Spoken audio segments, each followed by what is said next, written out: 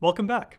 In this video, you'll learn about giving and receiving feedback on your designs. Anytime you share your work, you should always be ready to receive feedback from team members.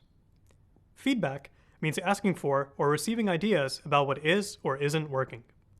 Good feedback helps to come up with new questions or ideas that you might not have thought about before.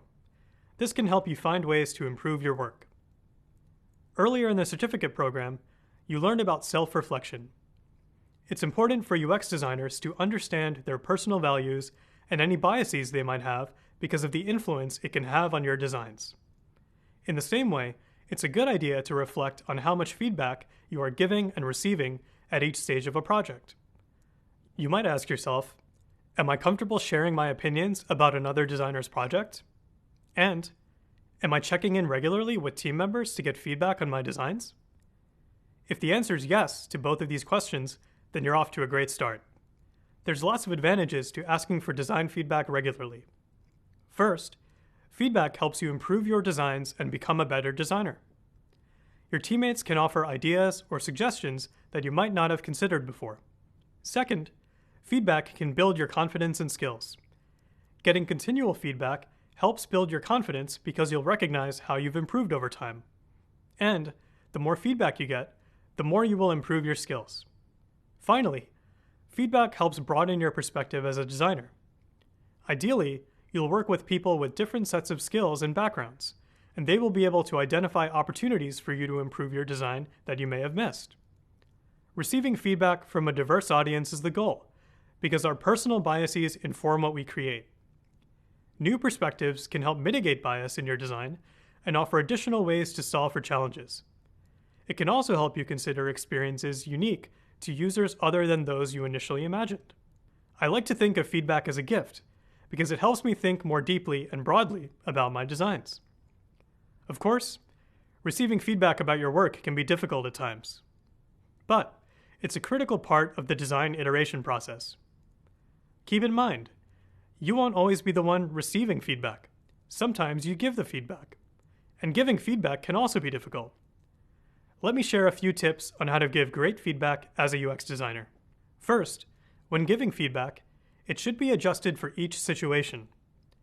Think about the role of the person you're giving feedback to, whether they're an engineer, project manager, or fellow designer. You should also think about the experience level of the person you're giving feedback to, whether they're a fellow newbie like you or more senior. Second, you should have a reason to support your feedback. For example, if you give feedback about a specific part of a project that you feel isn't working, you should be ready to explain why you think it isn't working. Broad feedback such as, I don't like the color you chose, is not helpful. On the other hand, if you share, I don't like the color you chose because it's not accessible, then you're explaining your reasoning and providing the designer an actionable improvement.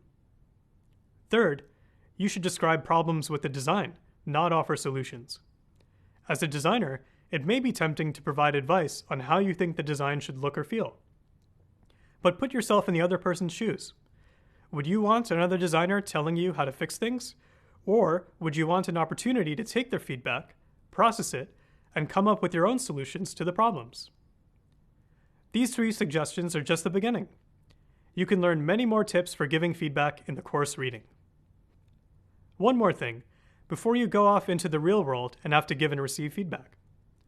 Let me tell you a little bit about my own journey with feedback in my career. The first time I received design critiques was in architecture school. Often, I felt defensive and uncomfortable when I had to present my work to professors or peers. I also felt frustrated when I'd incorporate their feedback only to have my decisions questioned again in the next round of feedback. With practice, time, and reflection, I started to value the critiques and understand that I didn't always have to follow all the feedback or advice. Most importantly, I became more confident in my own design decisions. In my current role as an interaction designer, I asked for feedback early in the process and as often as possible. Feedback has helped me learn from colleagues and improve my work over time. I hope feedback will do the same for you. As you might have noticed, in the world of UX design, we give a lot of feedback. Coming up, we'll discuss a method of giving feedback frequently used in UX design called design critiques.